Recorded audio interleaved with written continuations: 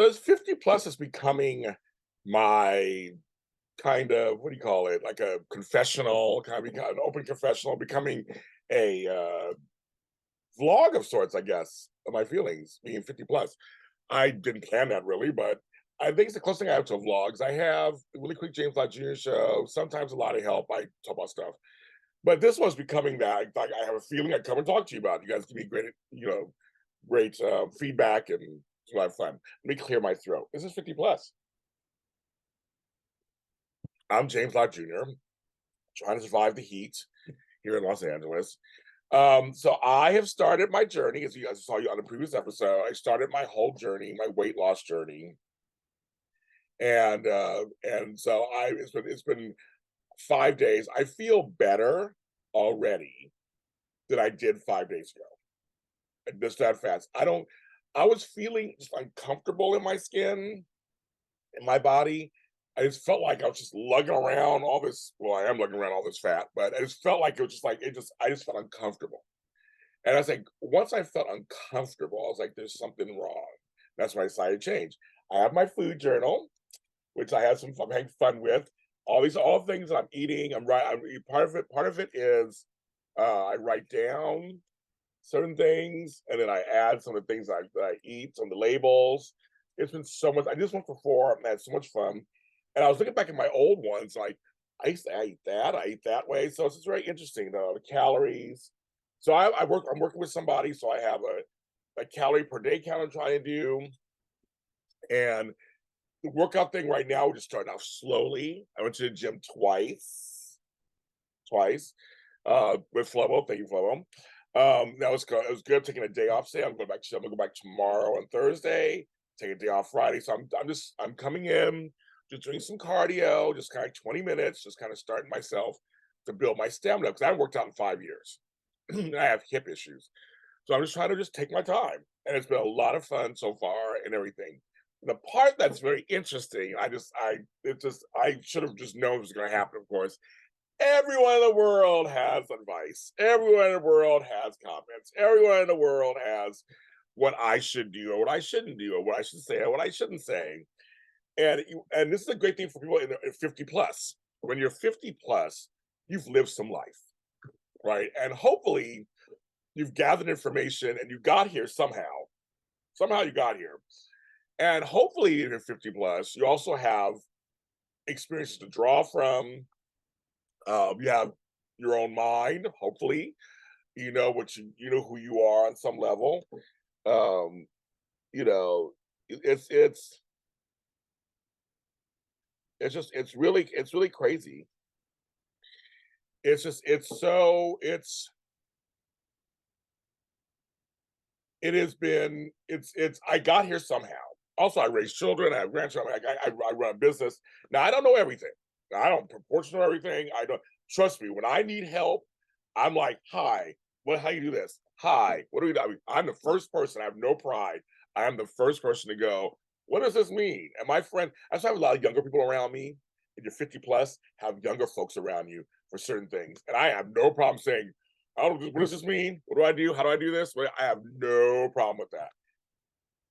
However, what I'm trying to say, there are some things I do know, and especially with this weight loss journey I've been through before. I know exactly what works for me, and I'm going to do it a certain way. And I'm reaching out to people that I want to talk to, that I trust. So it's really funny when everybody has a comment, which is fine. But everybody was telling me, "Well, you should do this, and why aren't you doing this?" And I'm I'm like, I don't need all that. Just good luck, James. We're shooting. We're rooting for you. Hope it works out. That's all I need. That's all. I don't need anybody telling me 10,000 things. I don't. If I need advice, and it's funny is I don't give advice anymore. At this age, I used to be the same. I was the same kind of person. I don't give unsolicited advice unless you ask for it. I just got. If you say, James, I have an idea. What do you think? There's only a few cases where if I hear them doing something that's potentially wrong, like actually wrong. I want them to hurt themselves. I go, okay, I don't know if you know this, but I know, and I may say, can I just give you this piece of advice? I ask first, before I give it. That took me years. So I used to give advice. They get upset when people wouldn't take my advice.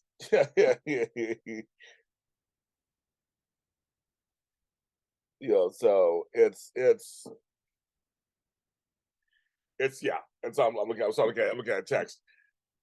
It's just crazy. It's you know, I know where I'm at. I know what I'm doing. But I know for some people, it's just they're excited for you. They're into the gym or into things. They want to talk, oh my God, I want to talk about everything, I want to tell you all this stuff. And it's like, okay, that's great. And a lot of times I'll listen. I'm not a person like just shut up. Don't tell you that. I'll listen to you. Now, if I don't take your advice or jump on and go, that's oh my God, I'm gonna do that. You can't get upset. Like I said, I used to get upset. I'm telling you something I know and you don't take it. You have to let that go. I think becoming a life coach helped me with that because I learned you're off the hook, James. You know what you know. You can help you with stuff. You gotta let it go. The outcomes are theirs. And so for me, I think people are just excited because now for some people it may be a topic that we finally have in common to talk about for them. They're like, oh, he's nice going to the gym. Now he's dieting. He's trying to lose weight. He's eating differently. Not that's my subject. So I get that sometimes that's what it is. So you finally connect with that.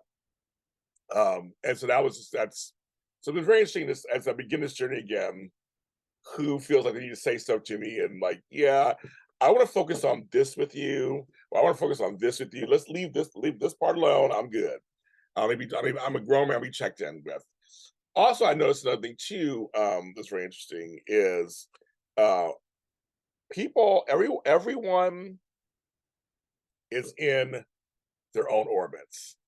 And there are some folks who are actually nice people. They're not trying to hurt nobody, but they are kind of tone deaf to situations because they're so into their work. They're in their world. I try best to be. I'm very aware of everybody else's worlds. It's almost my job. Everyone comes to me in my life. Everyone comes to me. I get my phone rings all day long, all the time, every time, all the time. Everyone comes to me, and I know everyone's worlds. I know this person and that person, so I'm very aware. So I know how to act when I enter their world or when I enter a conversation with them. I know how to act. Not everybody can do that. It's a skill. You have to learn it. And I think people, once you get out of yourself, you can do that more because you realize the world's not all about you. But there's some folks who just can't help themselves. And I think sometimes it is age. It's immaturity, it's age. Some folks they don't outgrow it. That's true too. So I will say that too. But there's all kind of factors. Of course, it could be birth order. It could be if you're a single, oh, we were an only child, or if you finally got independence, it's all about you. So I've had to tell people that I love recently, or I've had to act accordingly and realize otherwise, nice, wonderful people are being completely tone deaf to my situation. They're not taking my situation in account at all. And I had this happen to me several times recently with several good friends of mine. It's like, I've been going through something serious for the last 7 months. It's been serious over time. And my world is now this. But see, I understand not everybody's in my world. So I don't inflict on anybody. I mean, I tell people what's going on, but I don't inflict on anybody, first of all. But I also know if someone comes to me, I know how to set aside, like I said, it's literally my job. I set aside, I try to be there for you fully, if I can. You have some issues, you have a problem, I try to set aside my stuff and be present and totally present for you. And I'm an instructor, I'm a teacher, I'm a speaker. That's my job. I'm here for you. I'm here for an hour. I'm gonna give you fully the hour and be there, fully present. Every interview I do, I'm like, okay, leave everything outside the door, so to speak. I'm now fully focused on you. Well, if folks know how to do that. And I've had well-meaning people say things to me like, "God, well, you're always busy." I'm like, "Well, I'm caretaking my mom, and that takes up a lot of time, and I'm also have to work, and I have a 9 to 5 job." So it's like I'm like, I've always been busy. Trust me, I'd love to just hang out and be there for you all the time and do it.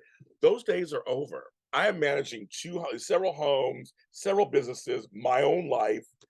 It's like it's not. And plus, where we live is a thing too. I'm not going to the valley right now, where it's 110 degrees out there. I live 35, 40 miles from the valley. I don't live over there, so I'm not. That's just not going to happen in LA. So if you can't come my direction, I totally understand, and life will go on. Because for years, I was always accommodating everybody else. I was always taking spending my time, my money, my resources. I was like, wait a minute, nobody's doing it for me. Like, so I had learned that. I was like, well, if you really want to see me or whatever, we got to meet in the middle somewhere, or come my direction. So little things like that. I'm learning. I'm not bending over backwards anymore for stuff. Like people say things to me like, "Why haven't we got together?" It's just, I guess because everybody is just so busy or whatever. Blah blah. And I go, well, I'm busy because I'm taking care of my mom and I had to take care of my aunt, and I mean, my stuff was kind of serious, so it wasn't like I was just running around town playing myself, and I have to work. And they may say things like, "Well, yeah, my life was hard too. My car is acting up," or I'm like, my mother almost died versus your car acting up. It's two very different things. Like, read the room. It's very different. Having to bathe your mother and losing a boyfriend. I mean, but yes, like, losing boyfriend's bad. Losing friendships and brothers, that's bad. But I'm like, you kind of got to read the room when you're talking to people sometimes. Or I'm really busy too. I'm like, okay, well, that's good. You're busy. I don't have, or I'm coming to town, blah, blah, and I want to do this. And I'm like, that's great. You're in a free, but you're freer than I am. I'm not, I tell my really good friends, you were going through what I was going through. Like literally a year or so ago, 2 years ago, you were in this space I'm in right now. Now you're out of it. So now you're free. But now somehow you that can't understand that I'm in it right now. Like that was a hard thing for me too. Is I had to explain to that person nicely, like, yes, you're free, you're done. Good. Please go out there. I can't do what you're doing right now. I'm still in it. So it's like things like that. It's a trip. And and again, maybe I'm being too nice and still trying to, make sure everybody's like, I'm trying not to go off on anybody. I'm trying to just talk plainly and let people know stuff. I'm not trying to, I don't want to be mean. I mean, I love these people. I don't want to fight or anything. I don't have time for fighting. I guess I'm just so busy. I really don't have time to fight with anybody. I'm so busy. So it's just like I got so many things to handle that are right in front of me. My house is a mess. I got so much going on. It's not even. It's crazy. So, but I know a lot of people are just excited. They want to see me, like being around me. They like my energy. I totally get it. Trust me, I would love to just go on a tour and just not do and like for like 6 months, just visit people. I would love it. Actually, I would love to do that. And just visit people and eat and drink and talk and visit. Oh my God, I would love that. But sometimes when you're in your 50s, there's things you gotta do. You're busy. You got things you gotta do. I'm trying to take care of my health and it's crazy. So as I always say on here, I am super tired. I am tired emotionally. I'm tired physically. I haven't had a break. I haven't caught a break in I don't know how long. I mean, I feel for me, it just I'm piled on all the time, every day, all the time. That's how it is. And I know the people who are my age who are going through, so who have kids and grandkids and jobs and house, and they know what I feel. You know what it feels like. You know exactly what it feels like. It is. And I'm trying to manage it all. So I don't know how I do it half time. You guys ask me, I don't know. But you guys are my fans. And I love you guys. And you guys do help a little bit with me getting through the day. My Lotties. I do. I love you guys. So it's just that. I'll end here. 50 plus is on all streaming service platforms, audio, and then on YouTube, JLJ Media. And I'll talk to you next time.